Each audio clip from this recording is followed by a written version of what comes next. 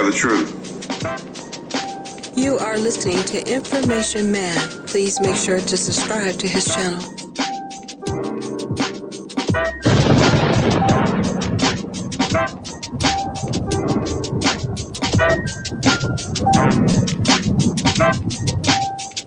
Tell the truth. Information is power.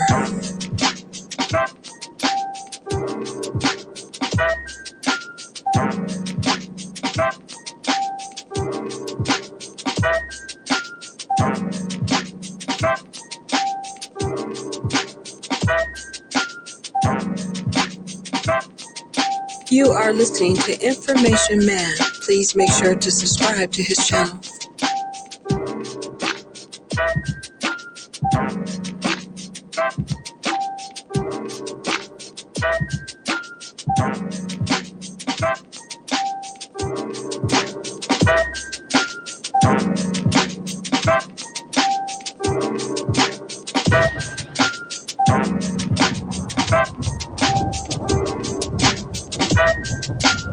You are listening to Information Man. Please make sure to subscribe to his channel. Tell the truth.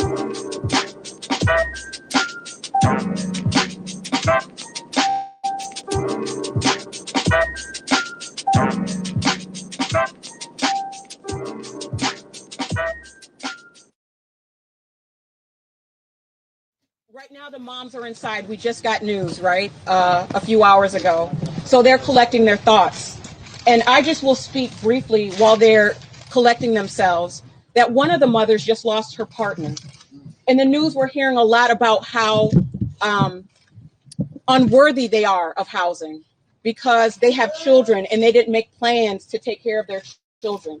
And I really want to highlight how this particular situation has called into question and into the forefront how people are not valued. And it doesn't matter what choices you make in life. I've heard a lot through this conversation that they should work harder. They work 2 or 3 jobs, that they shouldn't have children. Some of them lost their partners through car accidents or bad health because they didn't have access to health care. So we want people to understand that this could be anyone. This could be you. This could be your loved one that needs housing, which is why we are screaming to the top of our lungs that housing is a right that everyone should have access to. That means whether you have an addiction issue, because I guarantee you the wealthy people that are buying up these issues, buying up these neighborhoods, have some addiction issues. That's right. They're addicted to money. Let's talk about it. I guarantee that the people who are buying up these homes, who can afford $1 million homes in formerly working class neighborhoods, also have mental health issues, right? Yes. Just because you have an addiction or substance abuse issue, or you may have challenges with mental health, does not mean you do not have a right to housing. Yes, that's right. What we're seeing right now is the people who have a right to housing are the people who can pay the most for it. That has got to end. We have got to take speculation out of our housing conversation, right? It cannot be who has $1 million. These homes that are for sale across the street are for close to $1.5 million. How they're saying, and it affects everyone, right? That the people who can save up enough for a down payment on homes have to compete with corporations like Wedgwood, who have hundreds of shell organizations and limited liability corporations that buy houses in bulk. So what that does for the average individual or family who wants to save up and buy a house, when you go, there's no way to compete. Right. So we're not dealing with individuals who are buying up homes. We're dealing with corporations. And newsflash, corporations are not people. Right. No. So when they say you came and took a house that belongs to someone, no, it did before it was foreclosed on. That's right. This system is rigged for the wealthy. Information is power. Welcome, everybody, to the Information Man Show and Podcast. This is being broadcast. You are listening to Information Man. Please thank you, everybody. Subscribe to his channel. Yes.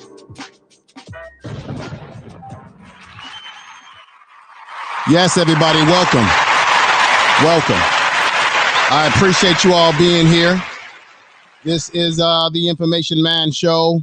Thank you out there, all of you out there that are in the chat room supporting the program. I see a lot of good people out there. My man, TR Nari X. Make sure y'all check out that brother's channel. He helps people grow their channel. The brother is a talented musician, beautiful person, has a great heart.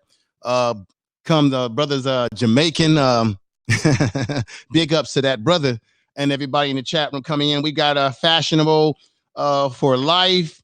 Let me see. The guy from Texas, Ron's in the house. The Creative Creole. A lot of these people are people that I see coming to my channel regularly. Then we got Pro Woman in the house. I thank you all.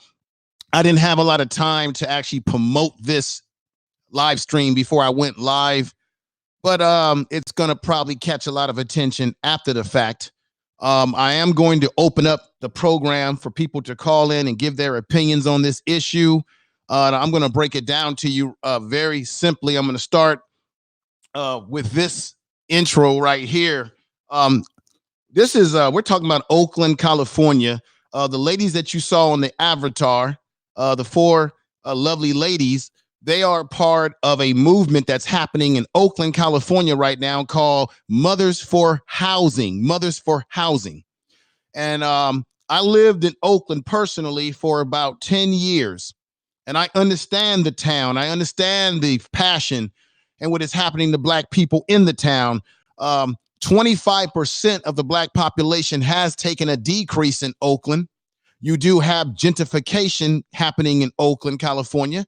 You've got Bridgewood. This is a corporation that has brought up land in Oakland, particularly in West Oakland. So Oakland is split up by, you got East Oakland, you got West Oakland, North, you got all these different things. And there's even parts of Berkeley at one point in time, near the Declare area, that was part of Oakland.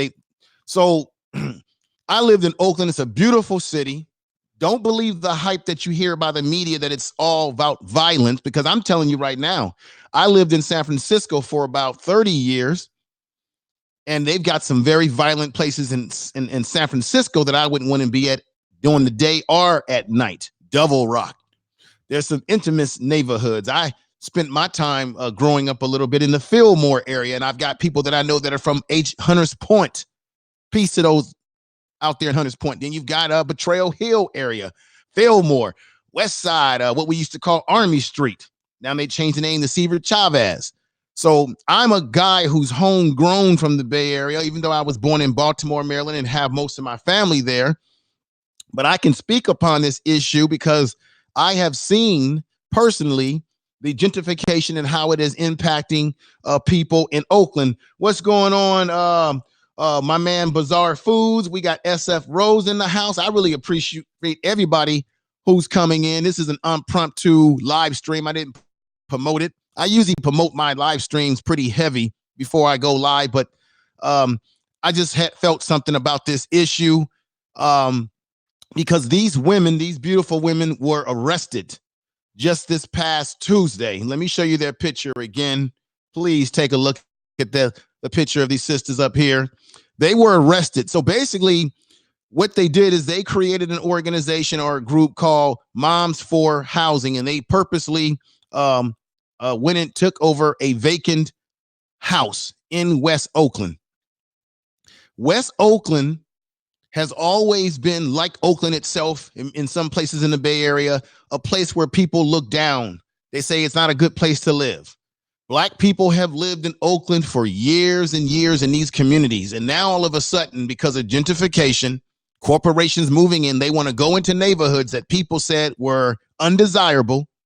They want to build, call themselves refurbishing the housing, and then they want to sell it for $1 million damn near. Now, they were on Magnolia. The area that they were in, let me just... if I could, I want to break down the area was on, it was 2928 Magnolia in the, this was in West Oakland. And on Tuesday morning, the ladies were confronted by the police. Now they put the police in riot gear. They had army-like vehicles, all for women. And they said that they forcefully went into the premises. They claimed, the police of Oakland have claimed that they did it because they had no other choice. They claimed that the women had barricaded the home, and they arrested them. They arrested them on a Tuesday, and they got bailed out on a Wednesday.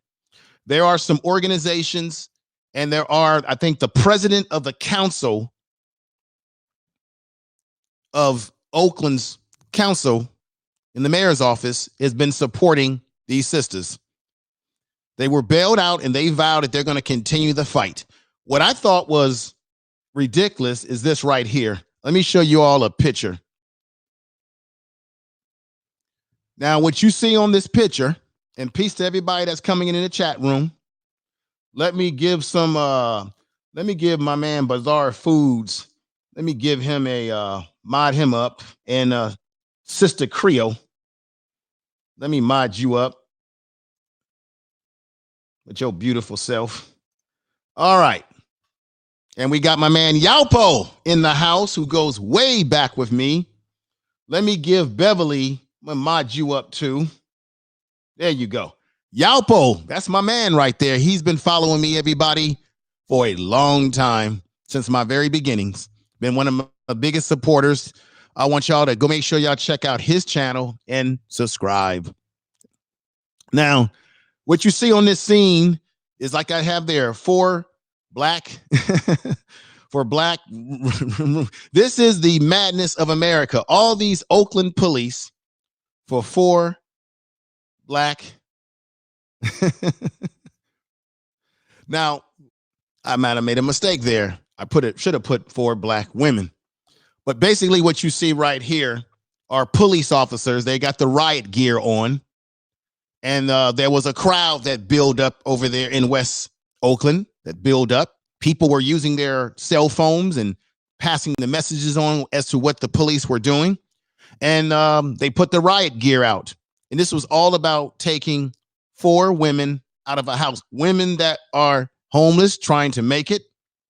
You heard in the opening statement, that is their lawyer who's talking about there's a critical issue in housing in the Bay Area, and particularly Oakland. Let me read something to you all, if you don't mind, before I show you a video to give you more critique of this whole situation. Oakland is the 3rd worst value for renters in the United States of this America. Okay. Now, there was a study by a group called Wallet Hub. Wallet Hub study was released just a week ago, prior to this, that ranks Oakland as the United States cities with the 3rd worst value for renters. Check this out. The quality of life in Oakland and other metros come by way of indicators like the strength of the job market, the public school rankings, okay, that are rankings of violence and property crime, and even through like weather. Okay, so Oakland has always been a blue collar working town.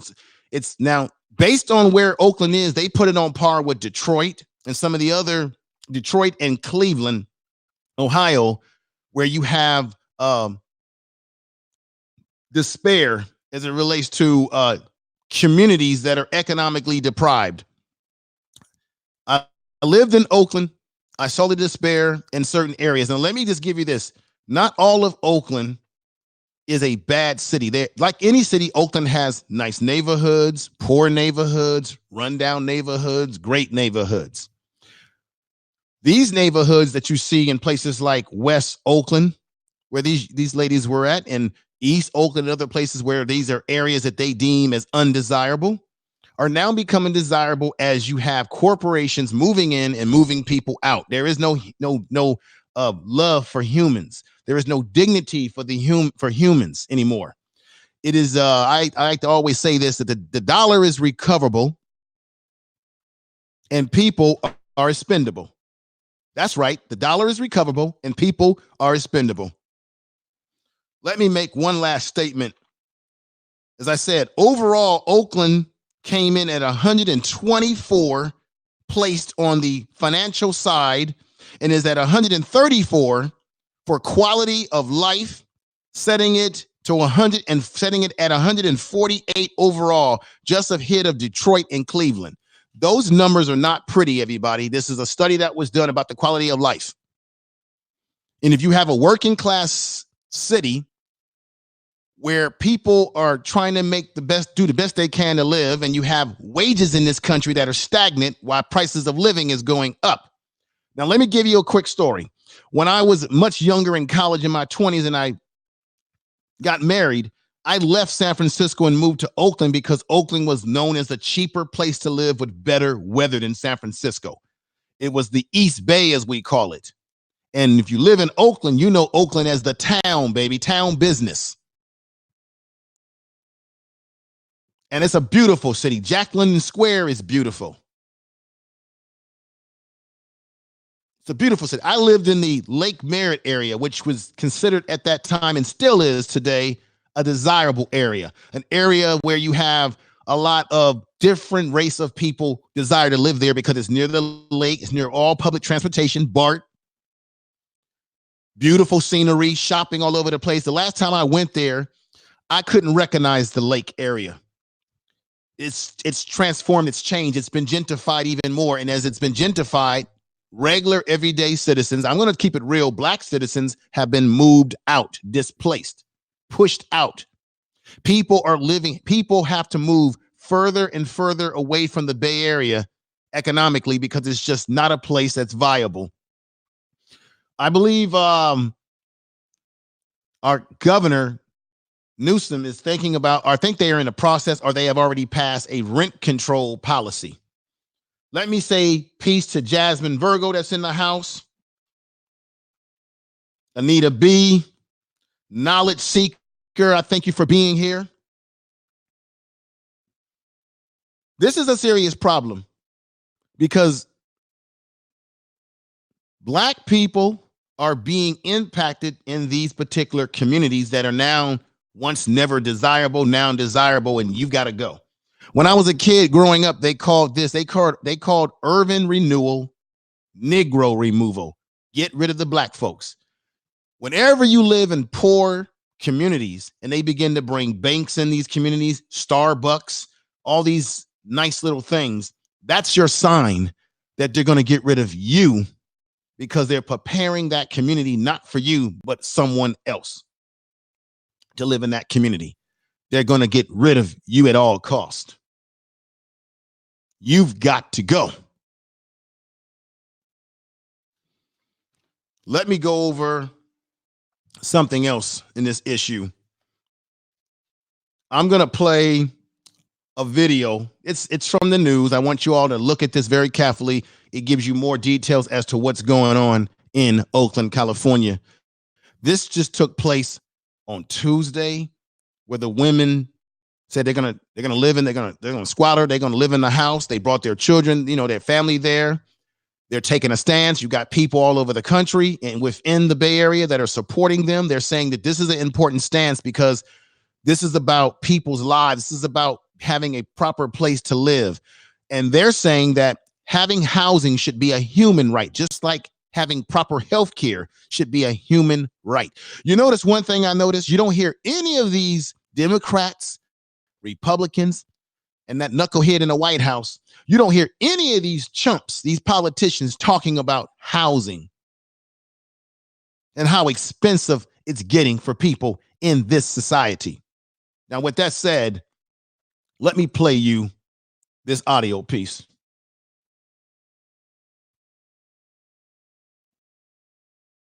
And hopefully you all will be able to see that. If you can't, I'm going to have to bring it up again.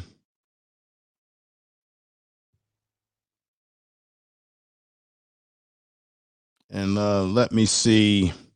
Why is it going? Let me see here. Let me fix this, folks, and see if I can get this thing moving and working like it's supposed to.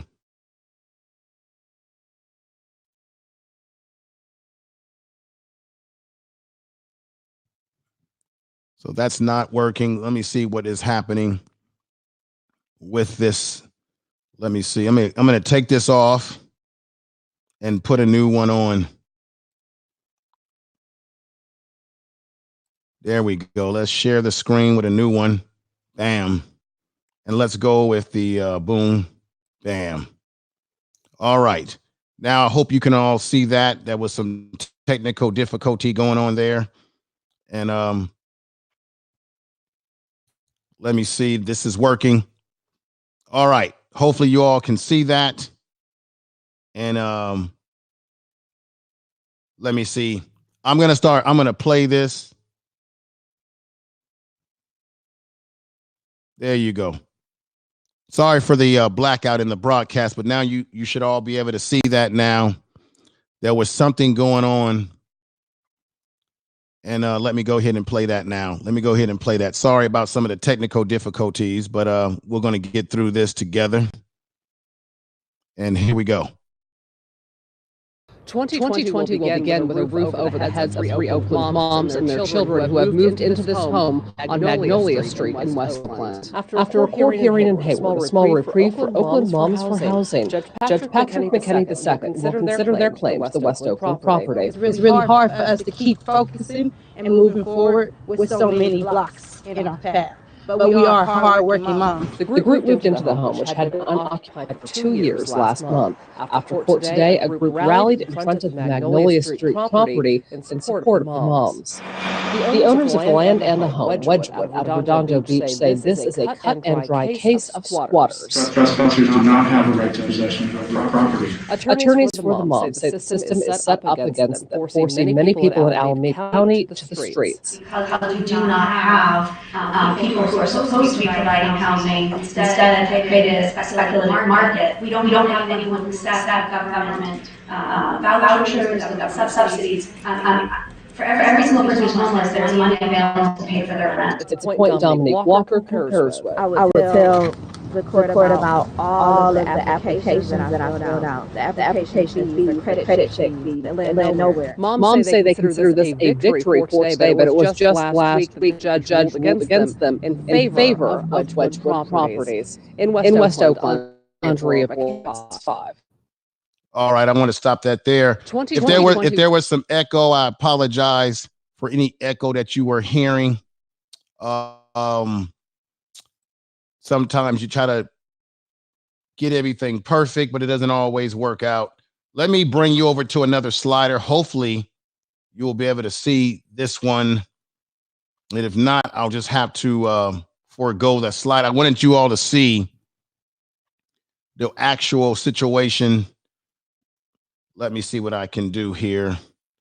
I'm going to have to click that off like I did before and put a new one on there, a new share screen. And here we go. Let me share another screen. And this one should be, let's see, hopefully this will, no, that's not what I want. Let's see, boom. And then boom. That's not the one. Let me go here and share this screen here.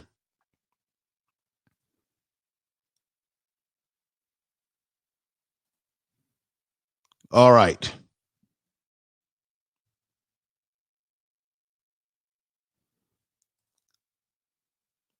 All right. Can everybody hear me? Just having some technical problems right now. I'm trying to, let me see here, share the screen here.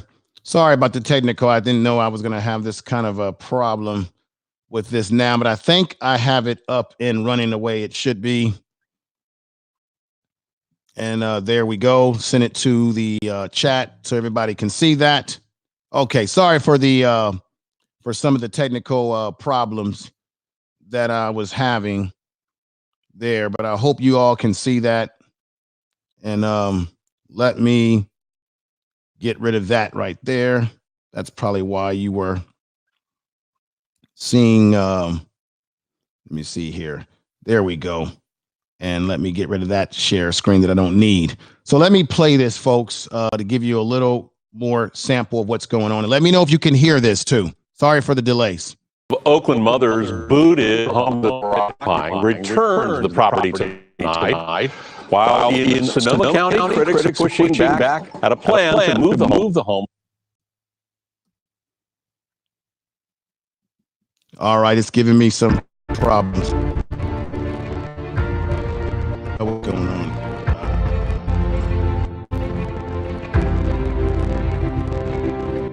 All right, there we go, folks. Homeless miles away. And we begin in Oakland, KFIX Vacant, outside the home on Magnolia Street, where the evicted moms are vowing to keep up their fight. Activists are still gathered outside, but the property here on Magnolia Street is now unoccupied, fenced up after an early morning eviction.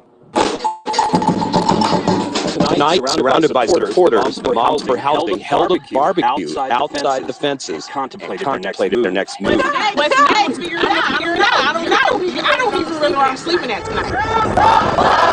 Early this morning, around 5:15, the Alameda Sheriff's Department arrived with a large force. The tactical team carried rifles, blocked the street, broke down the door. They forcibly evicted the folks staying at this house. Squatters, a group moms for housing, who had moved into the property without the owner's permission. On November 18th, deputies arrested 4 people as a large crowd gathered. This is the kind of thing your grandkids will be ashamed of. Placing a fence around the property, we're putting security guards inside of it. We're hoping that the individuals who've been evicted from the home go away peacefully. This afternoon, all 4 activists were released from Santa Rita jail after paying bail. Man, I'm fighting this fight. They acknowledge they will not be able to get back inside the home on Magnolia, but moms for housing, which represent women who are homeless or in danger of being homeless, are still claiming victory for drawing attention to a major problem. They are convinced they have started a movement, even if their immediate next steps are not clear. Could there be another house taken over? It's possible. Anything is possible. There are a lot of people who are in trauma right now without shelter. So we'll see.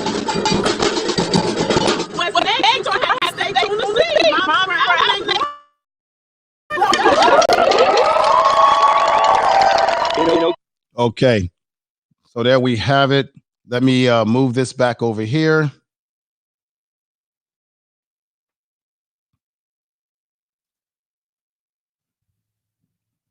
Okay, everybody, I'm back on, and I'm sorry about the. I apologize for the video that I was trying to show. I don't. Before I came on live, it was working, and for some reason, it was giving me some problems. So you always learn from errors when you're doing these live streams. But that gives you a little taste of what's going on.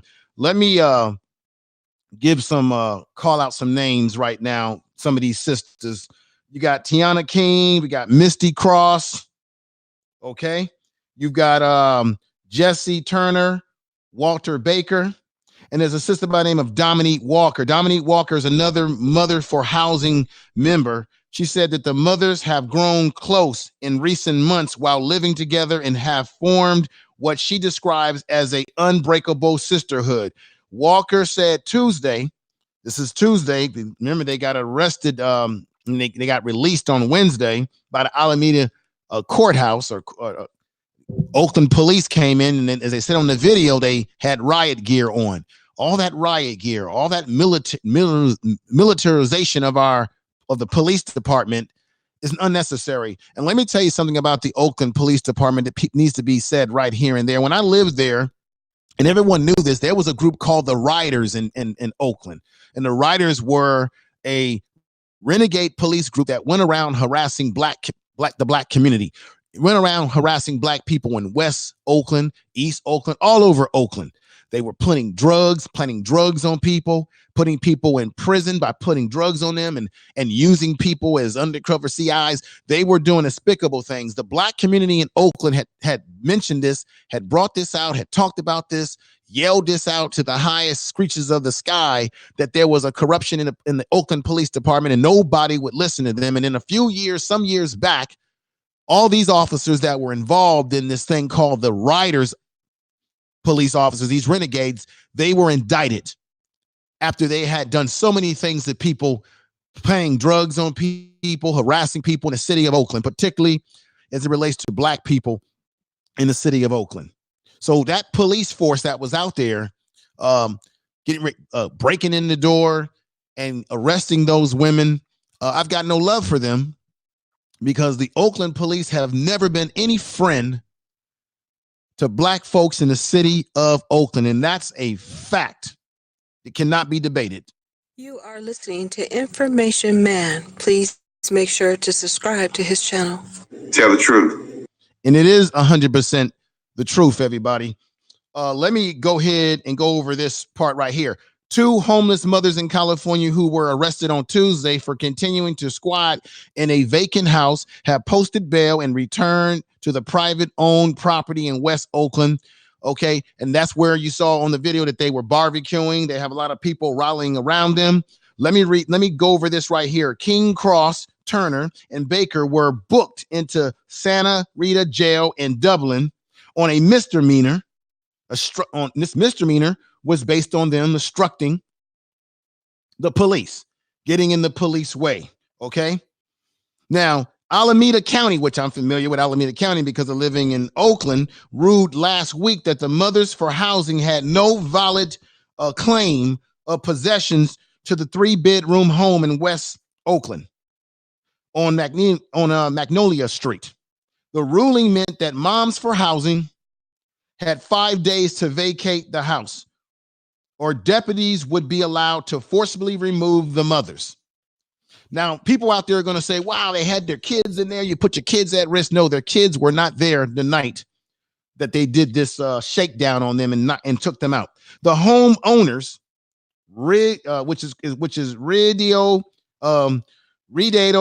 Beach-based real estate investment firm, which is basically Ridgewood, brought the West Oakland home for about $500,000 and some more change, okay, in a foreclosure auction late last year, which would be 2019 that we just came out of. Ridgewood officers stepped inside the home for the first time on Tuesday. The company said it plans to renovate the home in hopes of selling it to first-time home buyers. Ridgewood officials condemned the local lawmakers for supporting Moms for Housing. Let me tell you why they condemned them. Prior to all of this happening on Tuesday of this past week and Wednesday, Tuesday the 14th, Wednesday the 15th, when they were Tuesday the 14th when they were arrested at night, Wednesday the 15th they were released out of prison out of jail on bail. Prior to all of this, there was a ruling by the lawmakers of Alameda County of Oakland that allowed the ladies to stay in the home. And then the judge stepped in later on down the line and said, no, they had to get out.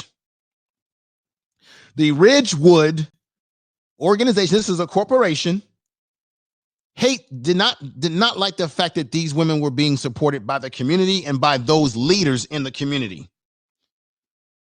The city council members in particular have spent too much time grappling with media alongside the mothers. So they're not happy that the council, the city council of Oakland took sides with the ladies, the Mothers for Housing. They're not happy about that because they're not playing on their agenda.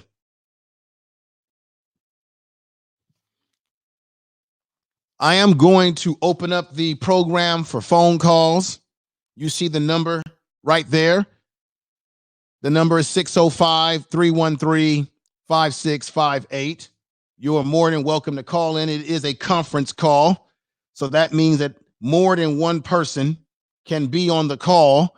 You do not have to wait until the other person is off the call because it is conference style, which means I can have multiple people call in. And the access code is 571128. 605-313-5658, 571128. Let me also let everybody know in the audience that we are live on Periscope.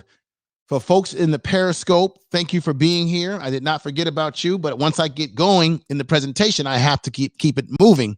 But thank you for watching. Those of you out there in Periscope, those of you that are watching on Twitter, on my Twitter page, which is @Clinton06, @Clinton06. You can watch this live on Twitter, as well as Periscope, which is both the same. And by the way, I'm actually on Facebook live right now. So those of you who know me in Facebook that are watching this, thank you for watching. I apologize for some of the technical difficulties when I was trying to play the video portion of the presentation tonight. There was some technical issues, and sometimes technology does that. Now, this is an update I'm going to bring to you right now. The update that the sheriffs removed the family from the home on 2928 Magnolia early Tuesday morning prompted a confrontation between cops and protesters who arrived in hope of stopping them from the eviction of these women. The police were heavily armed. Listen to me, and you saw it on the video. Let me show you this picture once more. I know people are in the chat. I will give you, I will acknowledge you. We've got Creative Creole out there, the guy from Texas. We got Fly Birdie in the house. We got Bamboo. Thank you for being here. Anita B, thank you for being here. Fashion for Life, thank you for being here. Brother Aduvian, thank you for being here. Make sure you share this in your social media. So as you see right there, they got the riot gear on, and this is what they had on. Police were wearing heavy armor. Why did they need heavy armor for these women? Come on now. These women were not packing weapons. And even the people that were protesting, nobody had weapons out there. They had heavy armor. They were dressed in fatigues like they're in a damn military. See, they're militarizing the police departments in this country to treat us as if we're in a war zone in this country. They had fatigues on and helmets, and even brought along a armored vehicle and a battering ram to break down the door of the home to remove the occupants, which were these women. Let me show you the picture of these ladies again. This is what they did. This shows you the cowardness of this tells you the cowardness of the police. They had to put on armor, bring heavy machinery to take on 4 black women. Do these black women look like they are so dangerous that you need to have armor? You need to have fatigues, heavy armor, alongside an armored vehicle and a battering ram? Come on. This is ridiculous. Tell the truth. But I'm telling you right now, that is par for the course in Oakland, California. That's how the police department has always dealt with black folks in Oakland. This is a fact. I just want you guys to see their picture again. See this picture again so that you can see what they did. And you saw some of the video, if you were able to make out some of the video without the technical difficulties that I was having. Do I have anybody on the line? Yes. Okay. Can you turn down your YouTube or what? Because it's bringing feedback into the. Okay. Who do I have here? Who do I have here on the line? You have Sharice Allen. I'm the founder of the Alabama Fair Housing Network. Woo! Yeah. Look, this is a sister, everybody, that contacted me on my Twitter.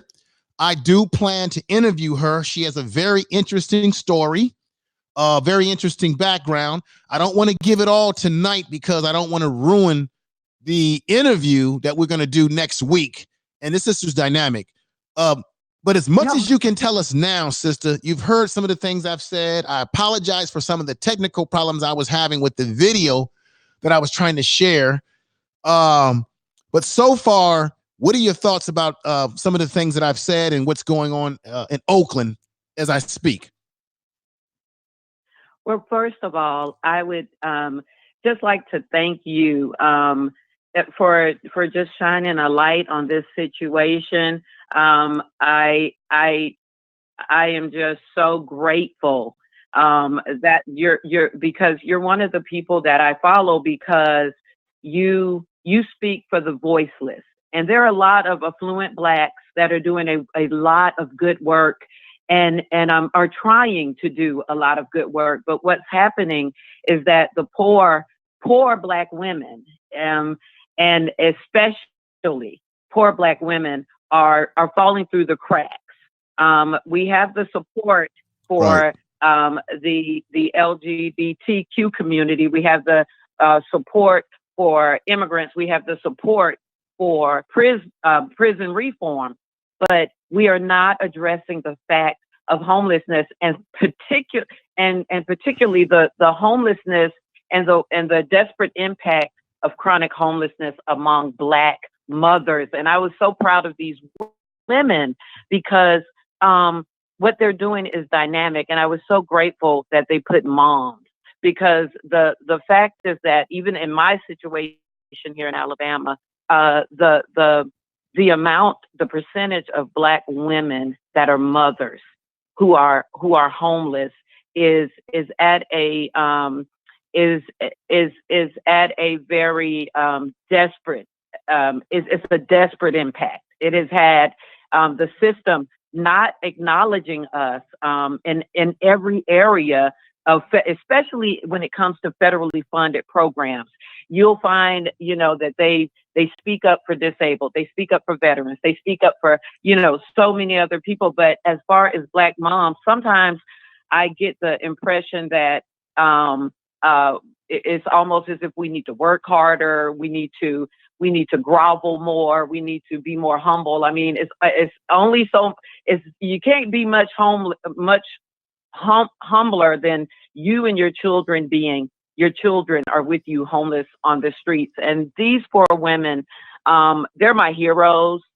I'm so sorry that I don't have their names right now, but I feel like say their names. Let me say some of their names, but let me just say here, for people that are coming in that are wondering, well, here we go again, single mothers, where's the fathers? Well, in the opening part of my program, I played a statement by the lawyer sister who's representing them, and these women have lost their significant others through healthcare issues. This is a lot of this. There are problems happening in this world, people. There are problems happening in the streets of this world.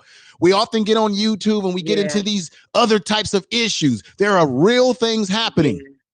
And I know it. I lived in Oakland. I know people in Oakland right now.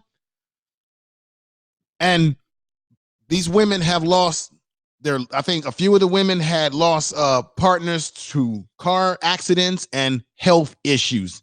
And remember I said earlier in the show that housing as well as healthcare should be a right, not a damn privilege. But for some reason, absolutely, it's seen as just only a. Let me read off some names. We have Tanya King. We have Misty Cross. We've got Jessie Turner and Sister Walker Baker.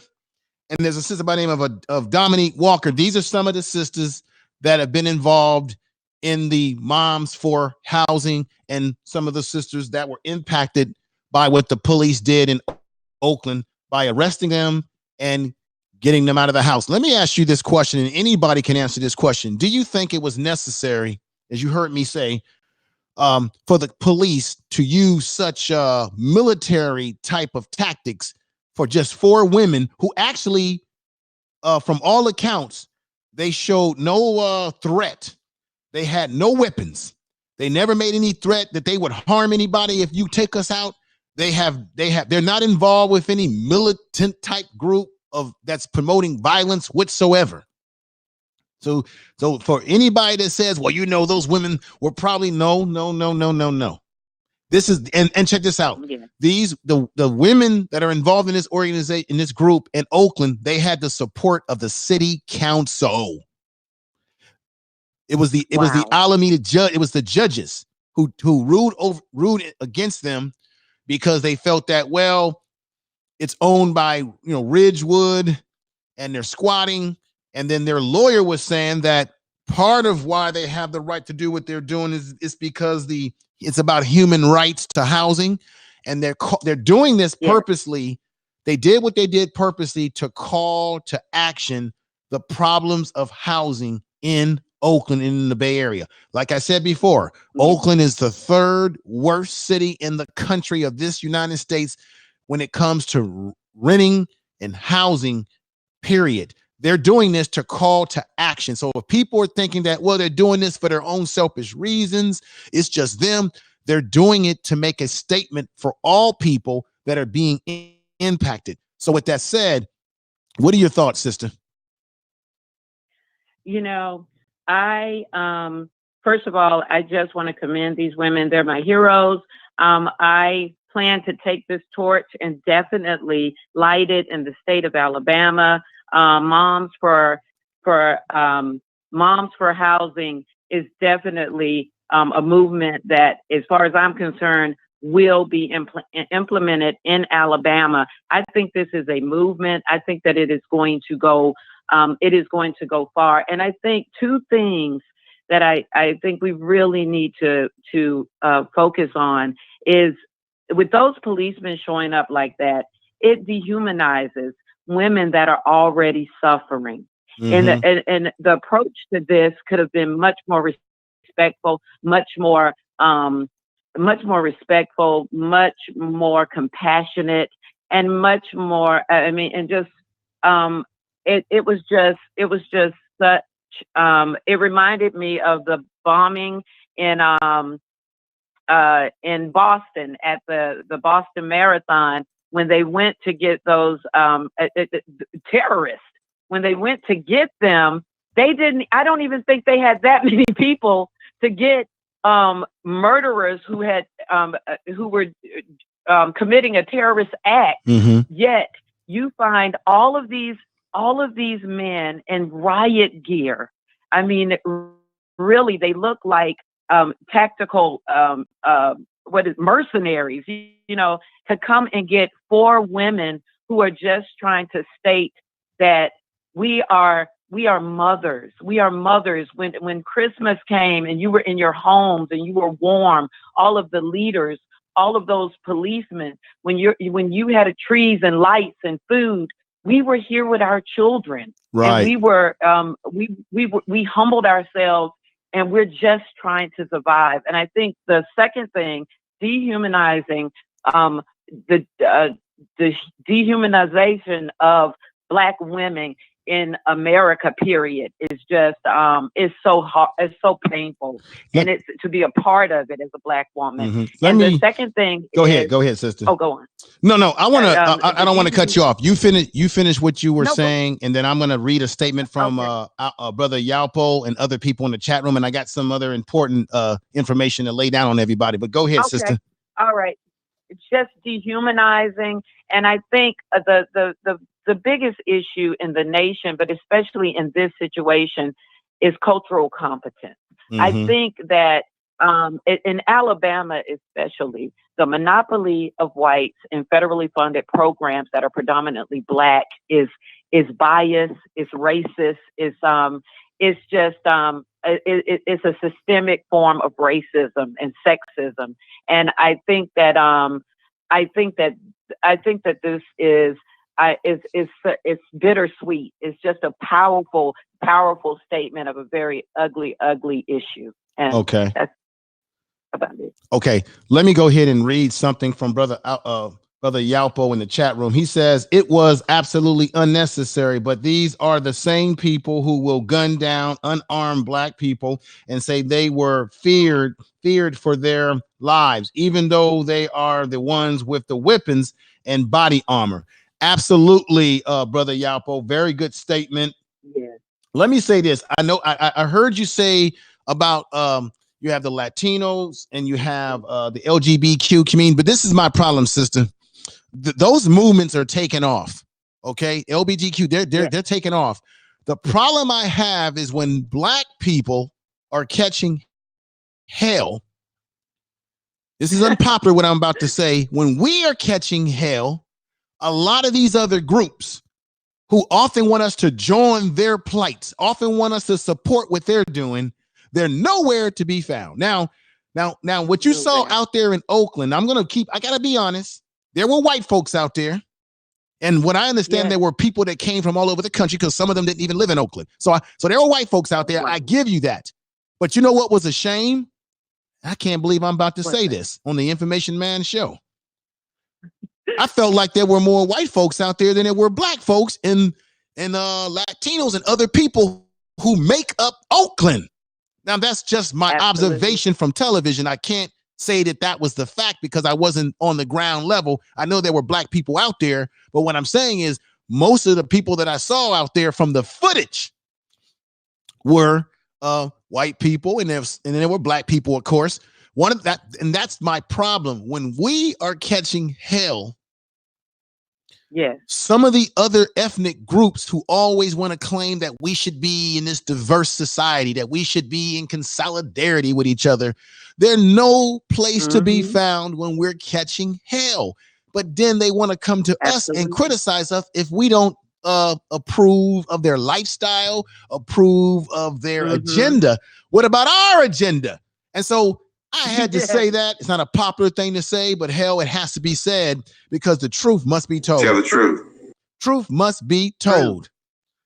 Now, thank you, Coco Culture Media, for coming in and saying the thing. Now, let me look at Filthy Franks. Filthy Frank says West Oakland was the first part of Oakland black people lived when we were migrating from the South. You're absolutely right. West Oakland has beautiful Victorian homes, tall trees. Yes. Matter of fact, the reason why it's called Oakland because Oakland at one point in time had tons of oak trees. That's why they got their name from. Tons of oak trees. I lived there, learned that history. You're right. I've walked on the ground of West Oakland, East Oakland, all over the Bay Area, and black people in Oakland are very proud people. But what's happening is we have a shift in economics. We have a shift in jobs where they're going now. Now, check this out. You got people running around here saying, well, Donald Trump what do you got to lose? Donald Trump has increased job opportunities for black people. He's improved the economy. If Donald Trump has improved the economy and black folks got them jobs, and they never tell you what type of jobs they are they livable wage or minimum wage? Yes. Why is it that we got a housing crisis all over this country right now where people are saying, I'm not making enough money for the price of living that's going up? If his economy is benefiting us so well, don't you know that you would have increasing wages? Matter of fact, the economy is growing, but they say it's stagnating. It's becoming stagnated in terms of people getting more pay. It's working out for Wall Street and the rich, but not for the everyday working class person who is moving further and further away. And just like in LA with the Skid Row, they've got a Skid Row that's highly increasing in Oakland, California right now. Now, sister, not to give away all the beans for the show that we're going to do next week, give people a small tidbit of the organization that you work with. I actually created the Alabama Fair Housing Network out of necessity. I fight for the rights of African American women and children with mental illness living and participating in federally funded housing. 8 years ago, my housing was illegally taken by the Auburn, Alabama Housing Authority because I refused to sign my lease and my HAP agreement without my medical deductions, because signing without those medical deductions, according to HUD, Inspector General, the Federal Code of Regulations, would be fraud. And when all I had to do 8 years ago was just say, okay, even though my rent would have been wrong, I could have been jailed up to 5 to 10,000. 5 years, or I would have had to pay $10,000 for a fine. But even though all of those issues were supporting me not signing, they were able, the lawyer and a fair housing lawyer, a lawyer who is receiving federal funding to fight discrimination. She has a quote of Martin Luther King on her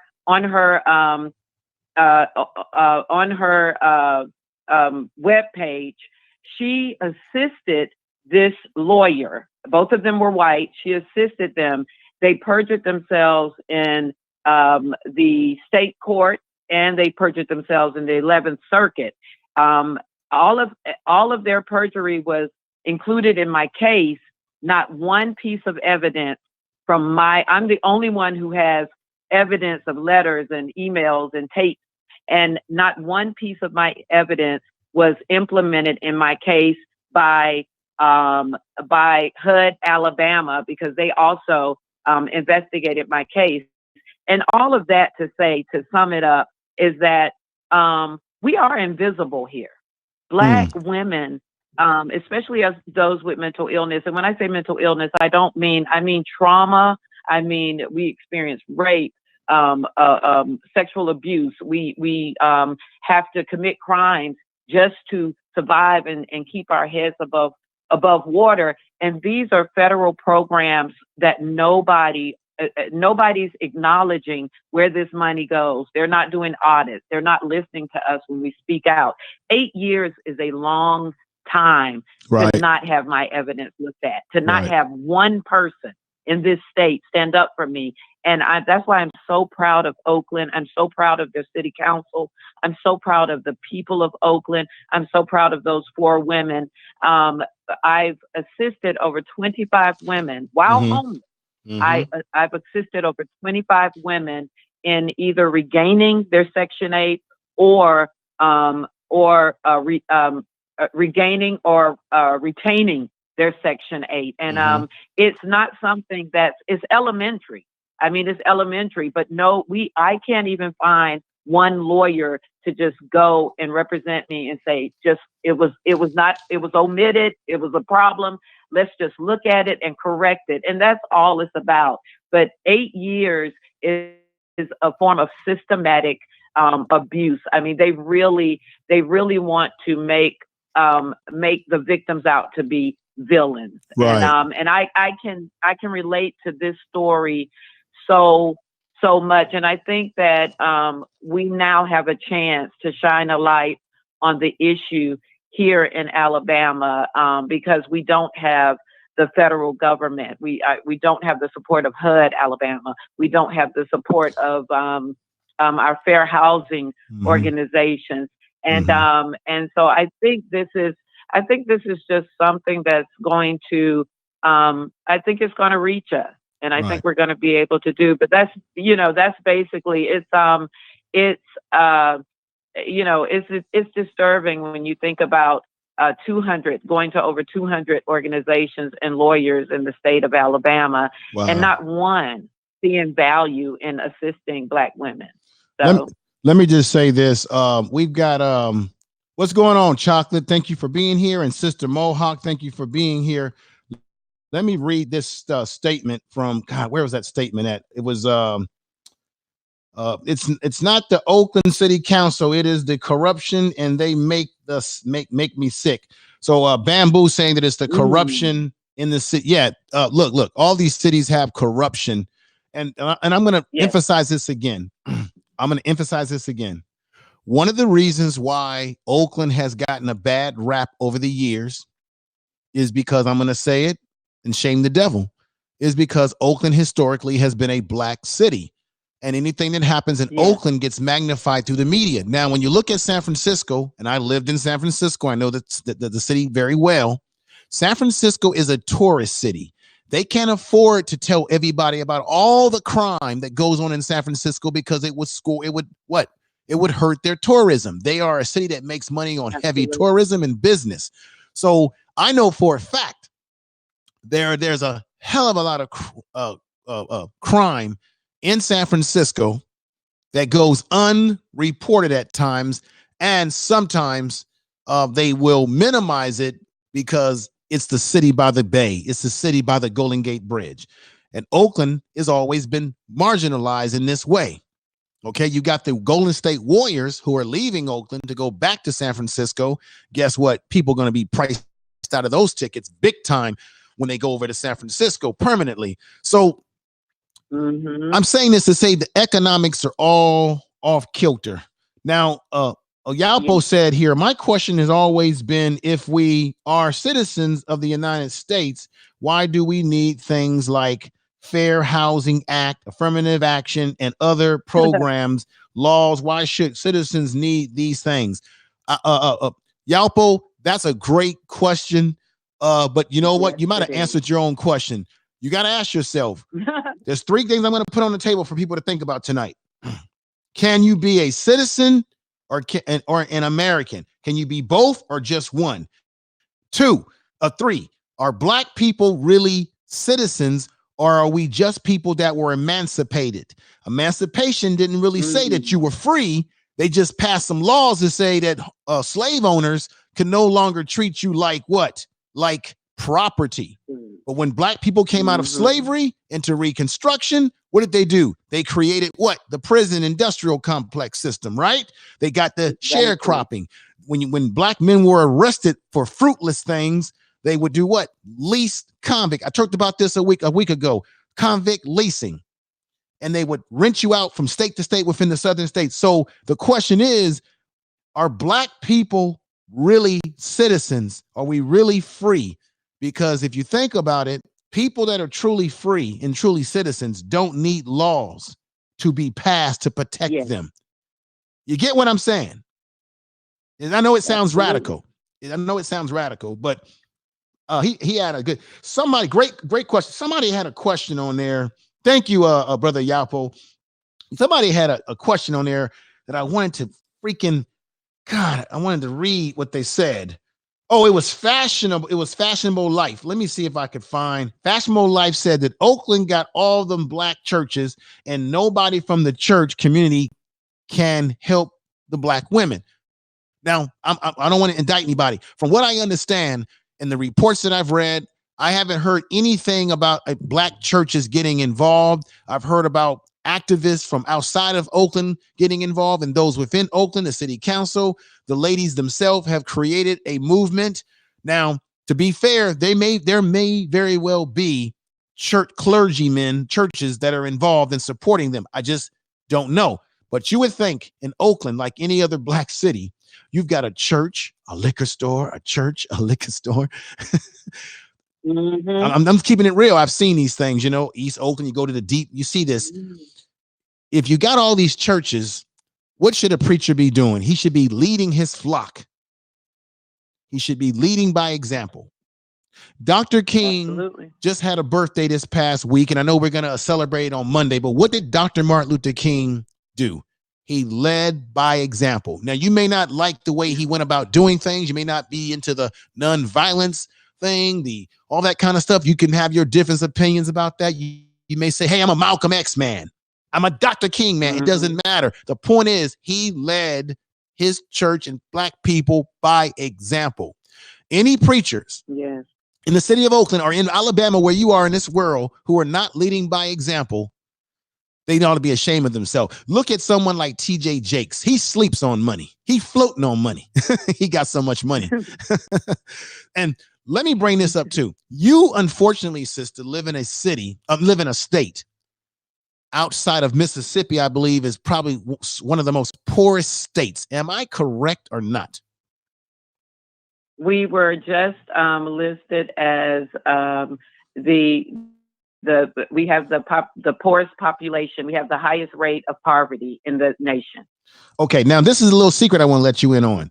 When you hear Republicans, and I'm not trying to push politics, but I got to push it, okay? When you hear Republicans talking about vote for Republicans, don't vote for Democrats, and the blue states are bad. Guess what? Do you know who subsidized red states?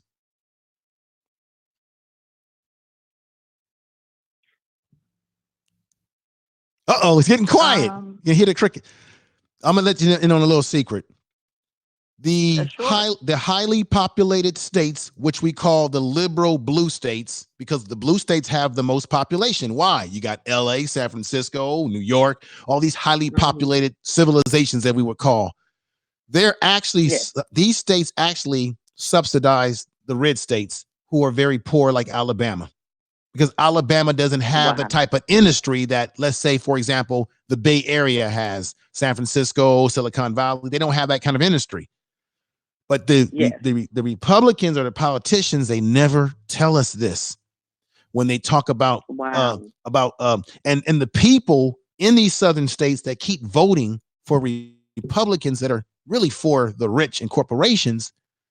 They never tell the people in these states, in those southern states, you know what? You guys are actually being subsidized by the very states that you criticize and call liberal.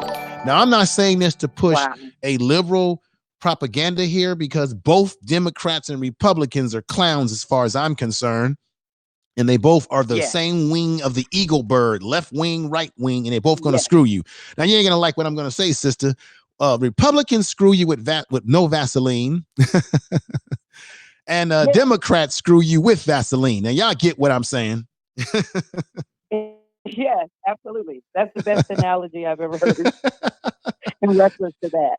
Absolutely. Yes. Now, I don't want to give away all the beans about you into next week, but is there anything you can tell folks out here listening? And thank you for the super chat. Let me see, the weedlessness love. Thank you for the super chat. Thank you for the super chat. Okay. Is there anything that you can tell us more about you without giving away the whole book right now? Yes. I am someone in recovery of a mental illness. Okay. And it's related to obsessive compulsive disorder, anxiety, PTSD from a rape and assault in college. And the thing was, I moved to California at 21, I'm sorry. And then I lived in Georgia for 9 years. Then I lived in Florida. And at the time, all of these were red states. I mean, we're turning a little blue, but all of them were hardcore red states. And I never had any problem with the federal government. I never had a reason to go to HUD. I never had a reason to go anywhere outside of my state. Outside of where I was living until I moved to Alabama. And just one example of what we're dealing with here. What initially started as just ignorance and I mean, because basically I was treated like, look, N-word, it's already free housing. Why do you have to stand up and one of the employees just pointed to the whole project and said, like a 99% Black project.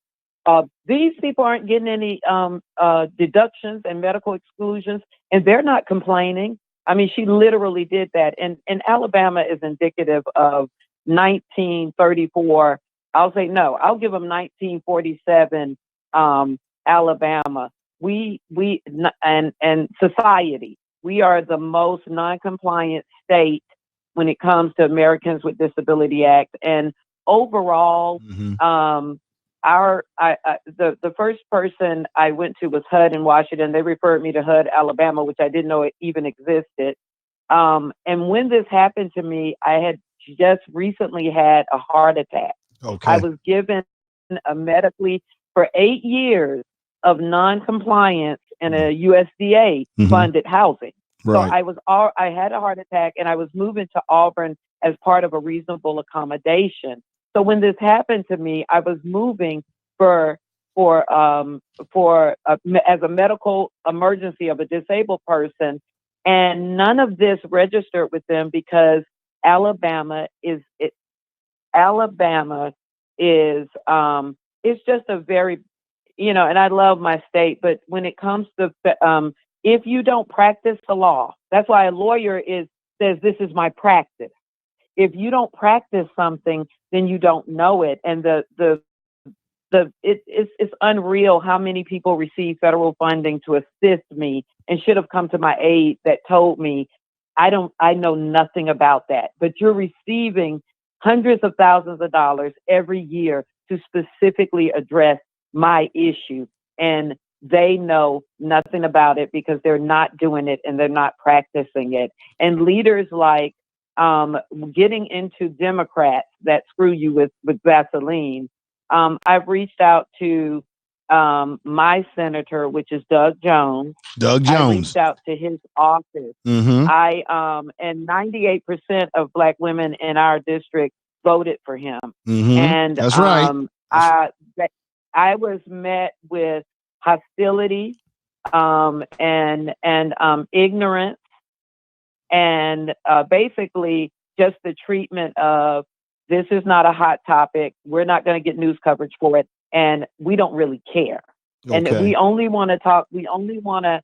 If you're not going to get us on TV and we're not going to win something out of this, then we don't want to talk to you. The phone was hung up in my face. Mm-hmm. I was degraded by his Montgomery office and his Washington D.C. office, and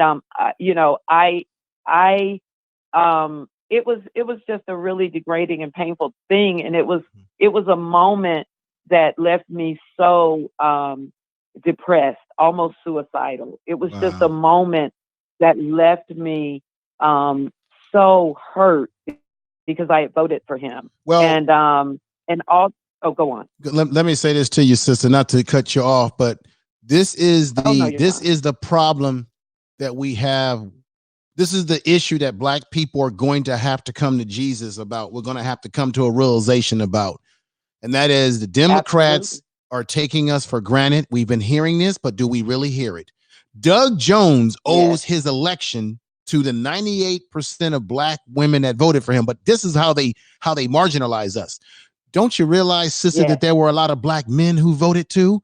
And they try to split Black women from Black men by saying, well, Black women voted for him for this much. And then you find out that Black women only outvoted Black men by a couple of percentages. They're trying to divide us and play both sides. Now, this is the thing.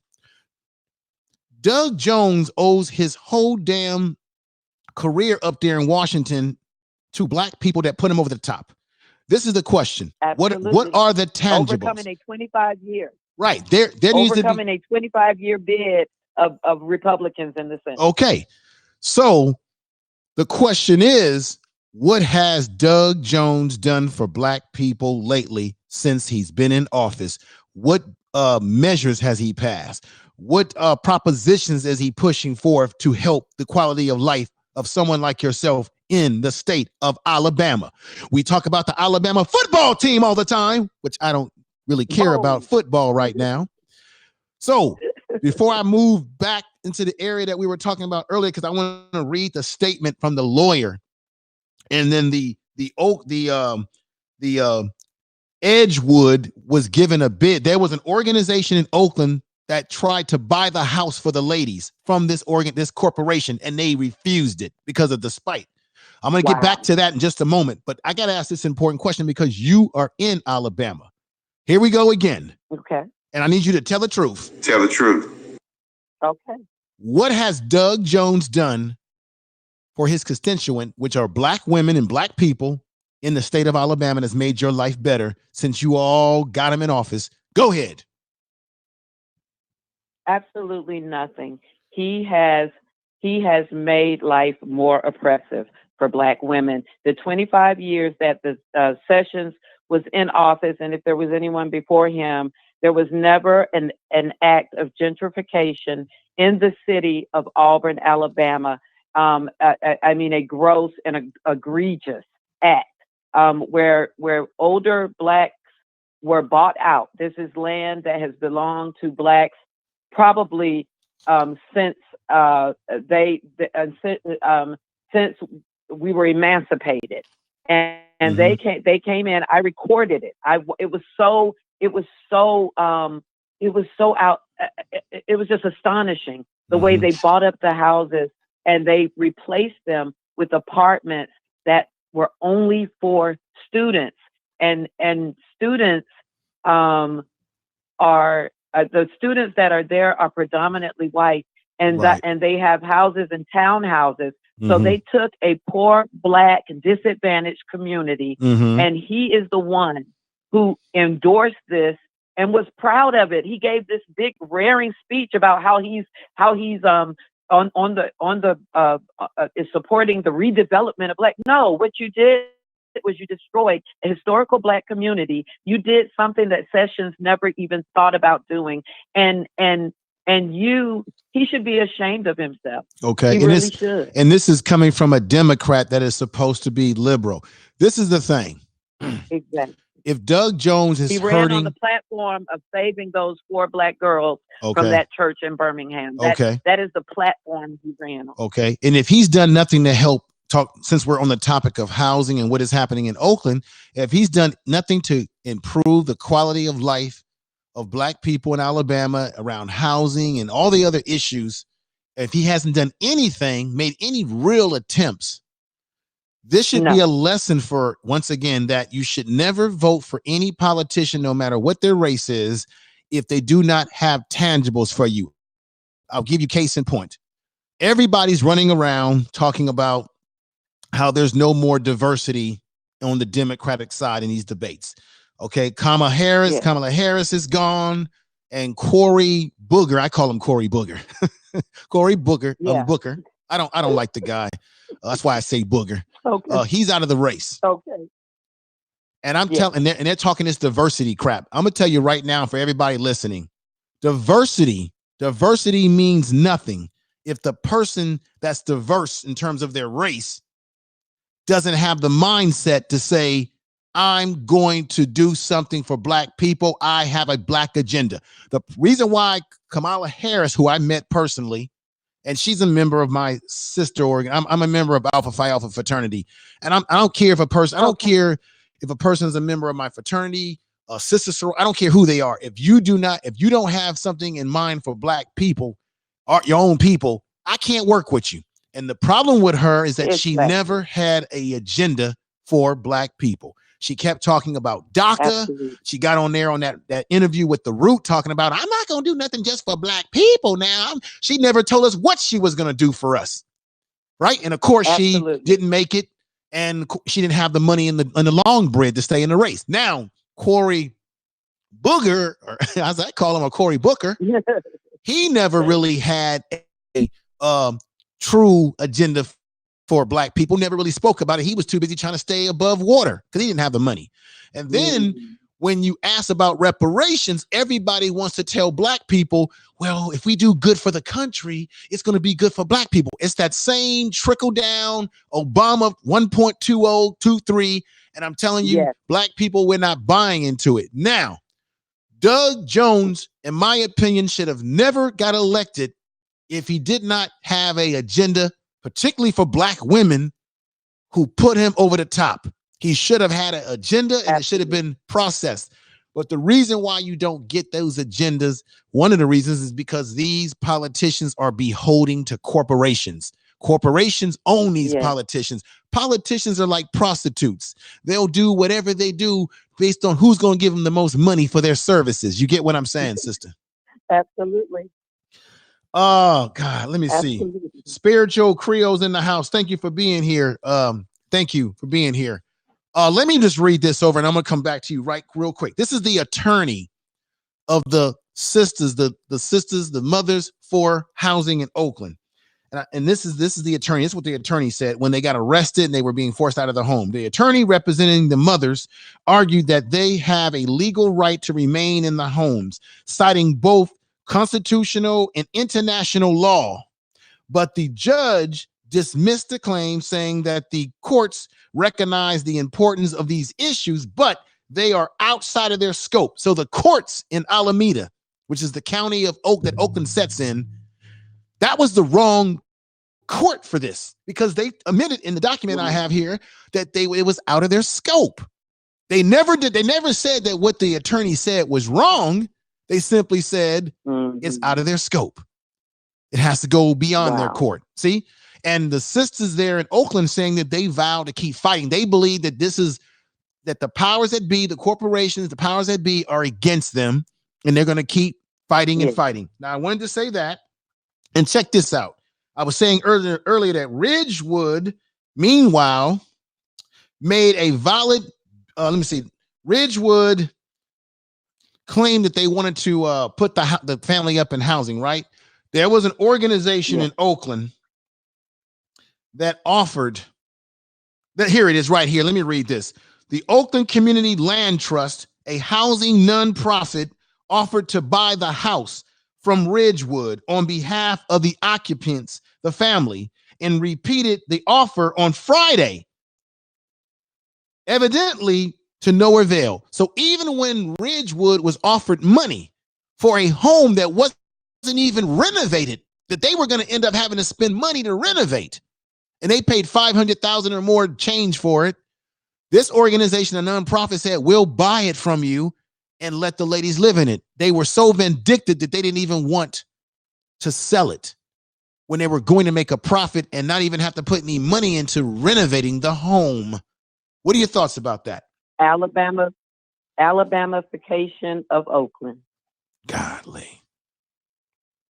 Unbelievable. Yes, it is a tactic that is supported by affluent blacks, Republicans, Democrats. It is a tactic to, it is just a systematic tactic that the status quo is pushing in a very harsh and cruel way. Right. It's the Alabamification. Right. I mean, that is so Alabama. And people, when you look at Trump, all you're seeing is Alabama, just everything you know about him. Mm-hmm. That everything, every word that you would use to describe him, you would use to describe Alabama. We are the king. We are on the throne of Trump. He's getting his ideas from us. He's not the originator of those. Everything that you're seeing is what we're living and have been living for 50 years. The Civil Rights Act is not implemented here. Well, the Americans with Disability Act is not implemented here. Let me tell you a little bit of background about myself. You talked about mental health. I work in mental health. I deal with guys in the prison environment in California. I've also worked with children that were emotionally disturbed, physically abused, mentally, and children who have physical ailments. And I've worked with seniors who have various issues. So I've seen it from all different populations. What you have here, when you look at the way people are treated, the ADA, American Disabilities Act, I had to study that in school as part of my course. So I know it very well. And you cannot violate that. You cannot violate that at all. No, where I work at, do you know we have programs like Armstrong and program like Clark? These are lawsuits that were taken by the inmates because inmates were saying, hey, I should have a cane. I have a limp. I need a cane. I need a walker. I need various equipment because of my disabilities. They had to sue the state of California to get that. The mental health program I work in came about because inmates had to sue the state of California. So we're always trying to come a long way. We're always progressing little step at a time. I think this is the problem when you have this is a serious problem. Yeah, it's a serious problem. But you have states like Alabama, you have states like California, where you would think you wouldn't have all this stuff because California has a lot of money. We have population. The damn taxes are very high here. I believe that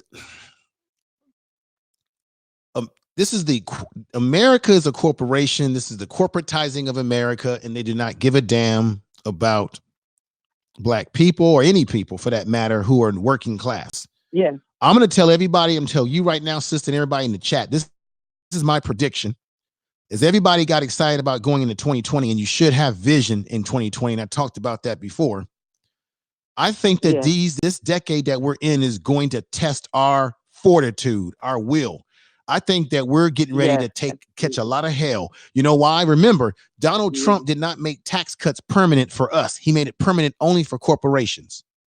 And even if he gets out of office, some of the stuff that damage that he's created is going to trickle down and impact us. I think we better hold on, put our seatbelts on. We are on for a bumpy ride. Americans, do you know, I read an article, sister, 30% of the workforce is going to be cut out of American society. What that means is what? There will be jobs that they no longer need humans to work anymore because everything is going into animation. Absolutely. Devaluing. Devaluing. To devalue humanity. I mean, if you look at the attitude that our leaders have toward the planet, right? If they have that type of attitude toward the planet, which would affect their grandchildren's children's children, and they don't care about it, they just live for today. How in the world do we think we're going to get them to care about the Black agenda? How? Well, let me go on. Let me there's some folks. Let's see. Brother Yalpo said, like saying we have the best government money can buy. Let me see. We got some folks in there in the chat room. What's going on, Doug? Everybody that's in the house, thank you for being here.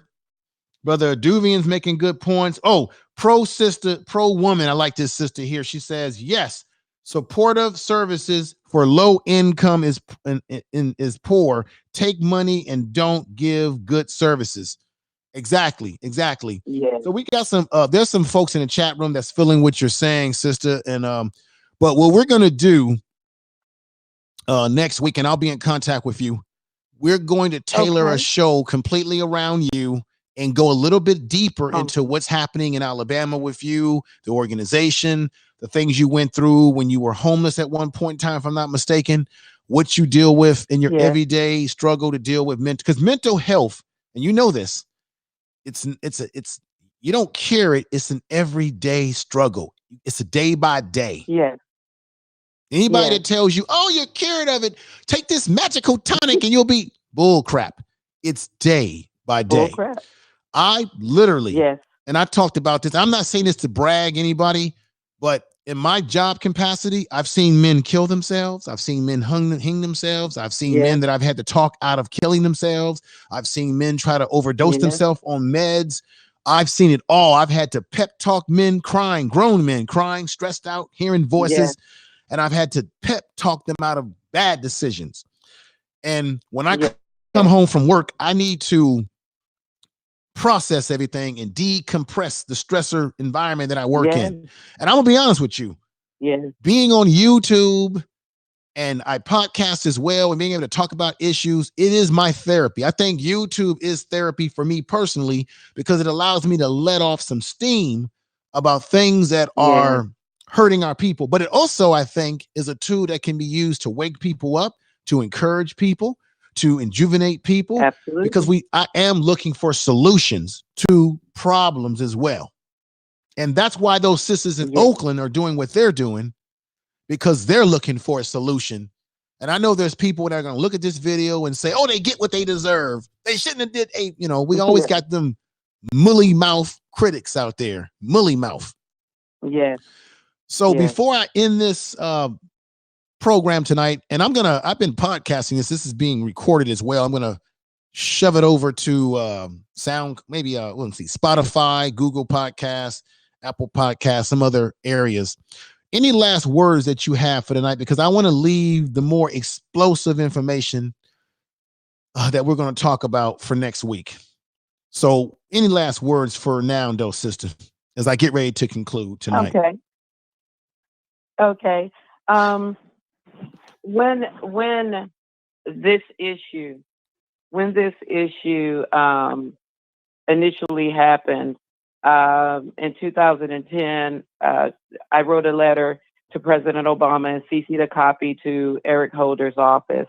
And a year and a half later, all three top directors, the director of HUD, the director of HUD's public housing, and the director of the Fair Housing and Equal Opportunity Office, which handles disability rights, were all fired. And they replaced them with 3 black men, because in my letter I wrote that the monopoly of whites, like I said earlier, and federally funded programs that are predominantly black, our projects are black. If you want to target black people, you can target the projects. And the monopoly, and I told them, I said that the monopoly of whites and federally funded programs is biased, predictable, racist. And about a year and a half after that letter, all 3 were, one retired. I don't know if they were demoted, let go. All I know is that they sent 3 Black men down here to take their places who oppressed my voice even more. Well, let me say this, and let me say shout out to the Prophet of Thought series. Make sure y'all check him out. He goes live on Thursdays and Wednesdays. And I'm starting to up the ante on my program. As I told you all before, I'll be dropping 2 to 3 podcast videos on the second channel, Information Man Speaks podcast. Make sure y'all check that out. I've got a juicy podcast.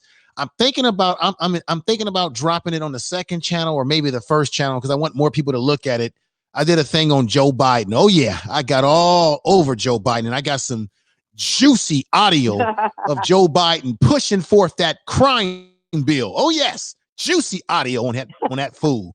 And then there's a new slogan going on, everybody, that you see on Twitter, and I want everybody to start putting this hashtag out there, and that hashtag is No Jim Crow Joe. No Jim Crow Joe. So that's out there. Amen. But Prophet of Thought goes live on Wednesday and Thursday nights. I'm trying to up the ante by putting more content on the second channel and trying to do more of this type of stuff on my first channel. So I'm trying to up the ante for the new year, everybody. So thank you for coming in, Brother Prophet of Thought. I love that brother. He has great content. I got to get him back on for another interview. I got an interview I got Money Boy. I got to interview Money Boy. I got to give him a call. I got to get Money Boy on here. I got so many guests. It's just a matter of trying to find the time to get them on. Let me see here. So once again, everybody, housing is very important to one's survival. Yes, it is. Housing is the building blocks of family. You got to have housing. You don't want to live outdoors. And I'm going to say it again. The Bay Area, Oakland is the third worst place in terms of rent and trying to find proper housing. They are in a crisis in Oakland around this issue. The Bay Area, not just Oakland, but the Bay Area is expensive, which is one of the reasons why I had to get the hell out of there too when I got married. It was just too expensive to buy a house out there, and it's just too much entanglement. And even though in California we make more money, our overhead is so damn high. So damn high. Yeah. And that's why I'm thinking about when I retire from work, from my profession, I might move out of California to make my retirement stretch and work for me a lot better personally. Yeah. But sister, let me tell you this. Thank you for coming on. Thank you for bearing with me. And thank you for I'm glad that I contacted you so that we can work on doing the next program together next week. I'll be in contact with you so we can set everything up and prepare that. And when I do that, when I'm really going to promote it heavy, get it out there, get more people in here. And there will be a lot more people that will watch this after the fact. Everybody share this in your social media. Share it with your family members. Please. It's very important because even though this is happening in Oakland, as you can hear the sister here, this is happening in Alabama. And if it's happening in Alabama, you know it's happening in Mississippi. You know it's happening in New York, all over the country, Florida. America is becoming almost in, let me say this. I said this in a video, and I don't think people caught on to what I was saying. Is America becoming too expensive to be an American? Is it too expensive to be an American?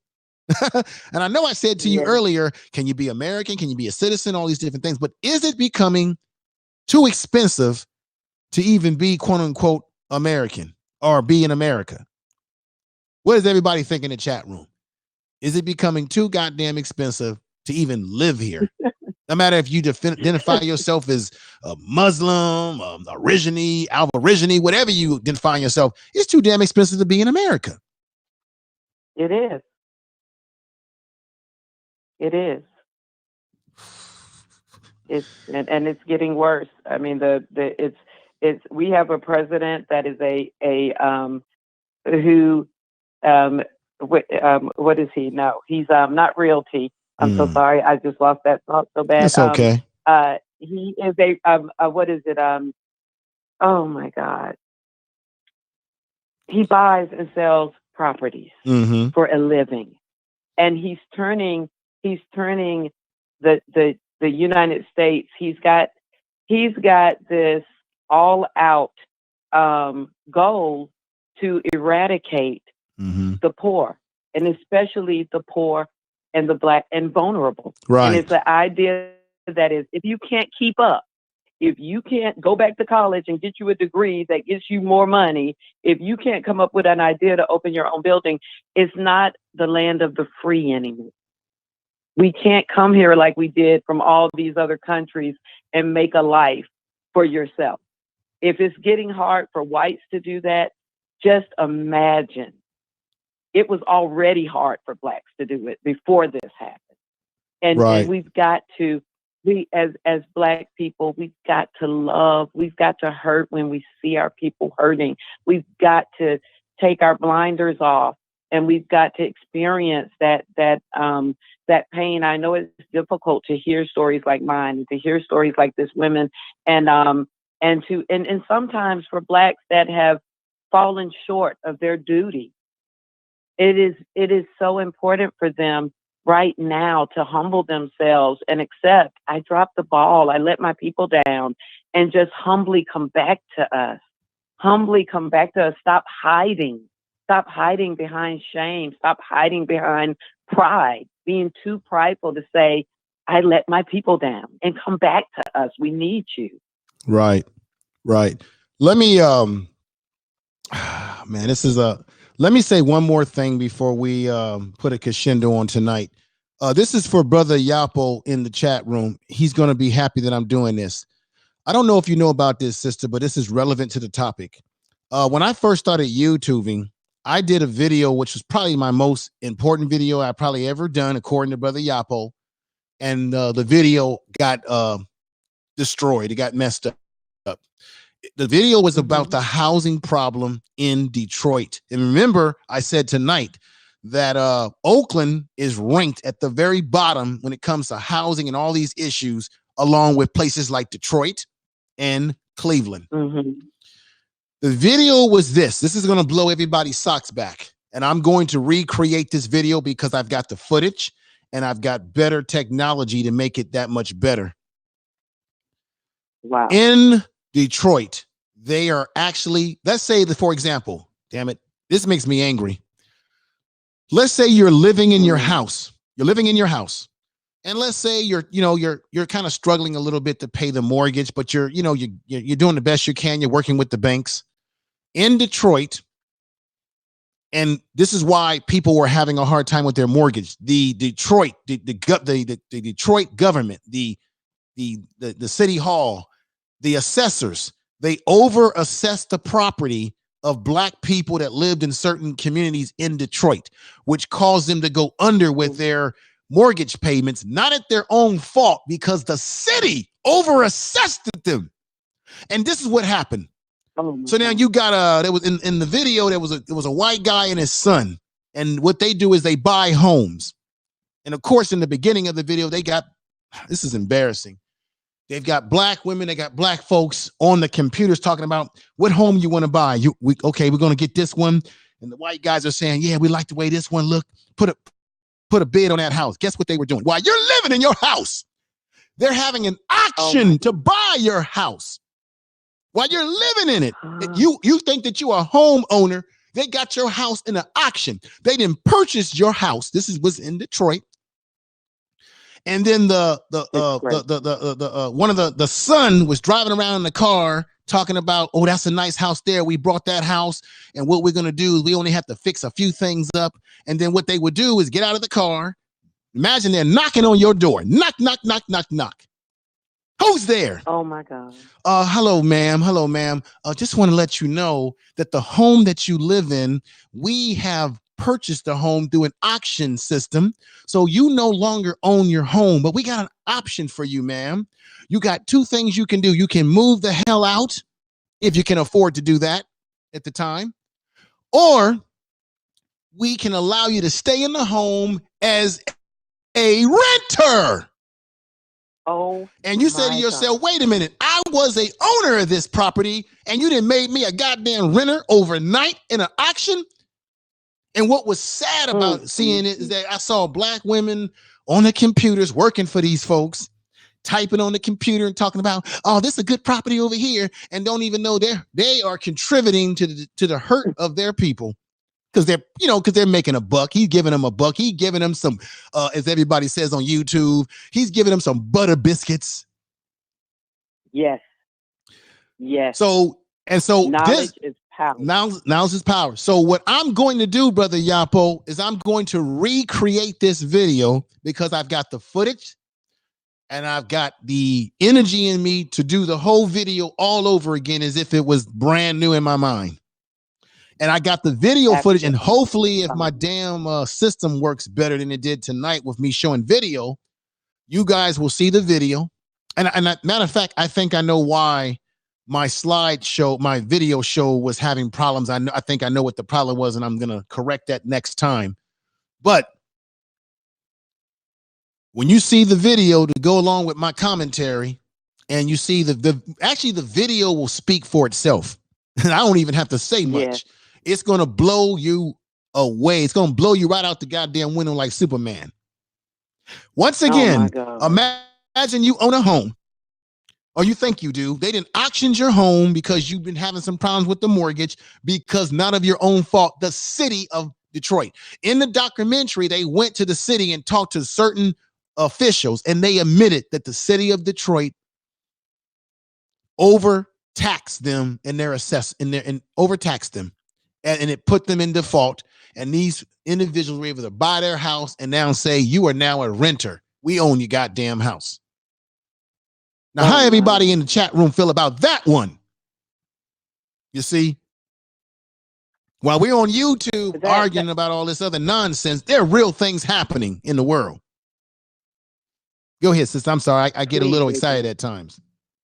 I'm trying to stay as calm as I can. I mean, I'm sitting here. It's so disgusting. I mean, like physically making me sick. It's just and I'm going to end it for me with this because I'm just. But do you know that it probably took for over when I initially lost my house, and it was a 3-year. Just a 3-year battle of corruption, and at every turn there were 8 points at each point where the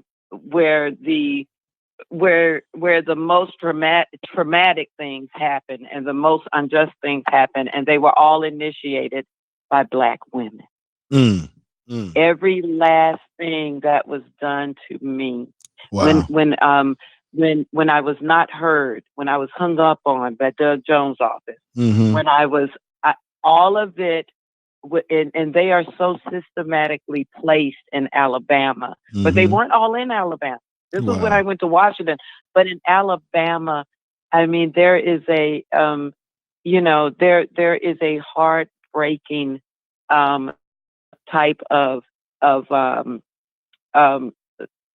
just a type of ugliness when it comes. I mean, it's just, I can't think of a word right now. It's such a cruel attitude from affluent and educated Black women. And it's not all of them, but for my case, for each thing each initial move that was made on the chessboard to devalue me and discriminate against me was created by a Black woman. That's a damn shame. It really is. I'm terrified of them. When I hear them on the phone, my heart just beats fast, and I initially try to think of how I can think of a way to talk to someone else. And that it's very painful as a Black woman. That's very painful because we should not have to be afraid of our own people. We should not have to be concerned that our own people will sell us down the river. But I'm going to be honest with you. In America, we are culturally conditioned to see white as superior and Black as inferior. And as a manifestation of that cultural conditioning, we will underestimate, undervalue, and marginalize Black people. Will do it to themselves, and we're marginalized by the larger society. That's just part of the par. And we should not have to do that with our own people. But unfortunately, some of our own people out there are on that type of crap. But that does not mean that there are Black people that will that will do right by you. Unfortunately, we just keep running around. We keep running into those who don't do us right. I feel bad that you had that experience and you feel that way. I don't want you to feel that way. I always want to think the best of our people, but the reality is some of our people are just sometimes they're no good for us when they don't have our best interest in mind. And I think that's the whole crabs in a barrel syndrome that we have. And I think it comes from, and this is a term that's been used before. I think it's part of post-slavery syndrome. We still are carrying some of the slave syndrome of what they did to us in slavery, separating us by skin color, separating us by our families being displaced, all sorts of things. Remember, they had you saw in what was that, Django Unchained, where they had the black men fighting. They did that for a purpose. That happened. They had that. I think you had the whole issue around buck breaking. They did that. They did certain things to black men, to black people, to make us be distrusting of each other. And then we carry this sort of mentality throughout the years, even today.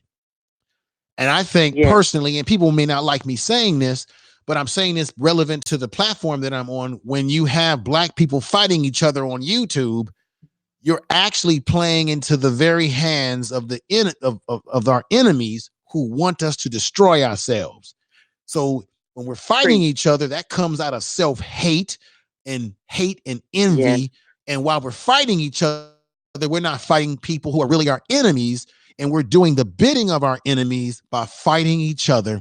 And we think that it's cool and slick because we can dox someone. We can talk a lot of crap to people on these platforms. And guess what? All you're doing is reinforcing what we call you're reinforcing white supremacy. You're actually, and this is the thing, white supremacists are not only just white, they can be black too. It's a mentality. It's a mindset. So with that said, sister, I thank you for being on. I'm going to put a crescendo on tonight. We're going to be back together next week. Okay. Thank you for contributing to the program tonight. I really appreciate it. It was an honor. Thank you. Have a good night. Oh, thank you. And it was an honor to have you here, sister. Good night. Okay, everybody. That was a great discussion that I had. She's going to be back next week, and we're going to go a little bit deeper into some other issues. Brother Yapo, Sister Jasmine Virgo, we got Super Milk 2164. Thank you for being here. Kujin 87, Misty, everybody that's come in the chat room and giving support tonight. Thank you. Thank you, Brother Aduvian, who has said some great words tonight. Bamboo, thank you for being here. The Spiritual Creed, thank you for being here, for coming through. Everybody that came in, that had to leave but came in, thank you. Most importantly, make sure you share this on your social media. It has to be put out there. People need to hear this, need the information. And thank you very much. And I want to thank people that were listening on Periscope tonight. I know you were out there. Thank you. I want to thank everybody who's listening on my Twitter page right now.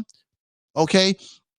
Thank you for listening on the Twitter page. I got about what have I got? I got 1,240 something people on my Twitter.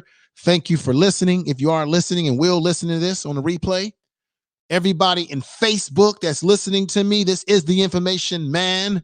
Thank you for listening. And to my frat brothers out there, thank you. Make sure you share this in your social media.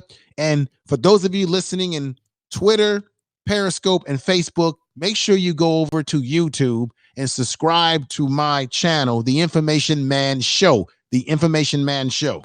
You are listening to Information Man. Please make sure to subscribe to his channel. Make sure you subscribe. It doesn't hurt you. I'm going to be doing more and more content just like this as much as possible.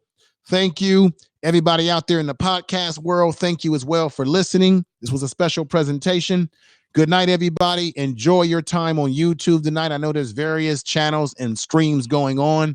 Thank you for taking the time to listen to my stream. And once again, share the video. This was a very important presentation. Have a good night. Thank you. Information is power. Tell the truth.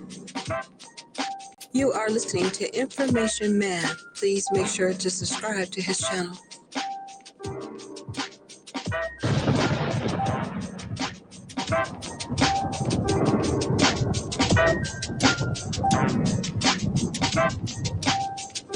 Tell the truth. Information is power.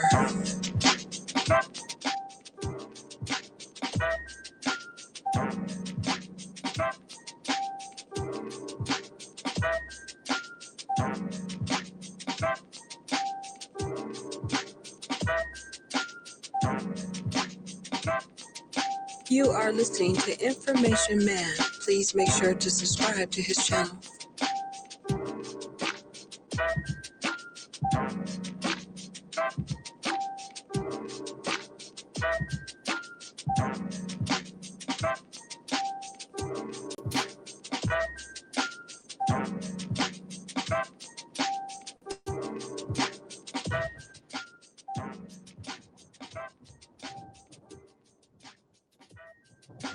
You are listening to Information Man. Please make sure to subscribe to his channel. Tell the truth.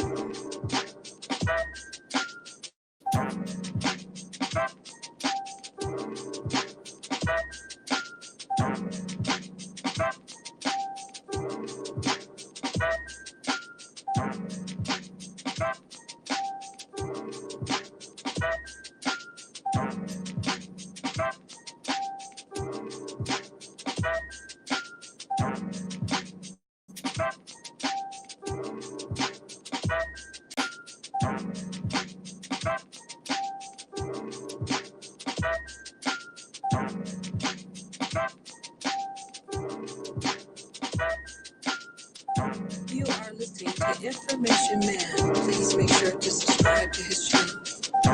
Tell the truth.